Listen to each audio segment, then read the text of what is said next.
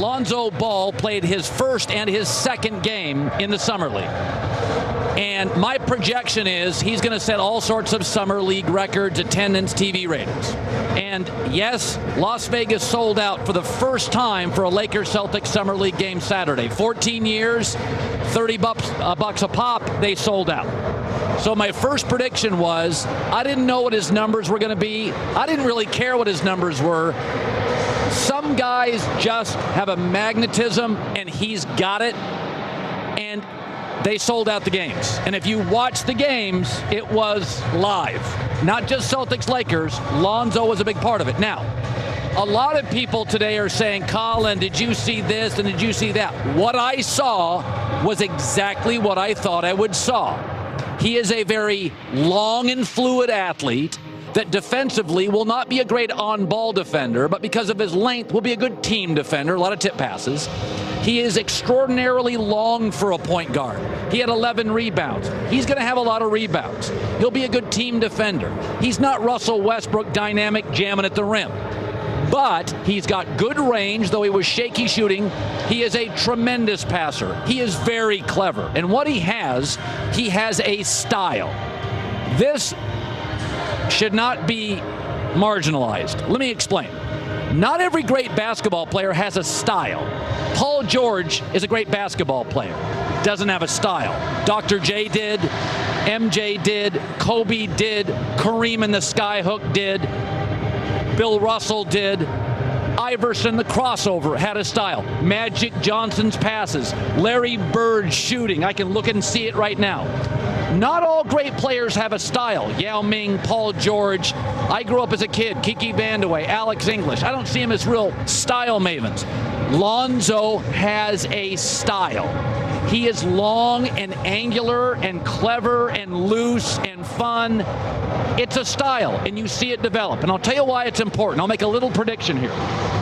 That Steph Curry also has a style. He's the best ball handler in the league and the best shooter. And we have heard various reports over the last couple of years, 2 and 3 years, that young people are going into gyms, 7, 8, 9 years old, and they want to be Steph. And they want to be Steph. And they want to shoot, and that's all they want to do, shoot threes. That's what basketball's always had over other sports. It's worship-driven. So as a young boy, I grew up, had a favorite player, and I mimicked him. I didn't mimic my favorite baseball players, and I didn't copy my favorite NFL players. But as a kid, I would do a sky hook. And as a kid, I had certain guys, downtown Freddie Brown in Seattle, that I replicated the way he shot. What Steph Curry is doing to the three-point shot, changing 7, 8, 9, 10-year-olds in a gym, Lonzo Ball has the potential to do for passing, which is a really good thing for basketball. That passing wasn't always the coolest thing. Then Magic Johnson arrived, and the behind-the-back pass reinvented. Lonzo Ball, what Steph did to shooting, Lonzo could do to passing. And maybe in 3 or 4 years, we look at these ball-centric point guards like Chris Paul and Russell Westbrook and James Harden and say, pass more and shoot less. I'm not saying it's going to happen, but he does have a style. It is very easy to spot, and I can't wait to watch it play out. And let me say this. Being a Laker matters. People have compared him to Jason Kidd. But Jason Kidd came out and played for the terrible Mavericks, then the Suns, then the Nets. Had Jason Kidd joined the Lakers, and as big as Jason Kidd is, he would have been a legend. Now he's just a great basketball player. This is what Jim Harbaugh does to Michigan. Jim Harbaugh was crazy in Stanford. He's becoming a legend in Michigan. Brett Favre in Jacksonville is just a Hall of Famer. In Green Bay, he's a legend. John Calipari was well known. Then he took the Kentucky job. Now he's a legend. When you get style and personality and quirkiness, and it combines with Yankees, Kentucky basketball, Lakers, Barcelona, Real Madrid, that's when you get superstardom.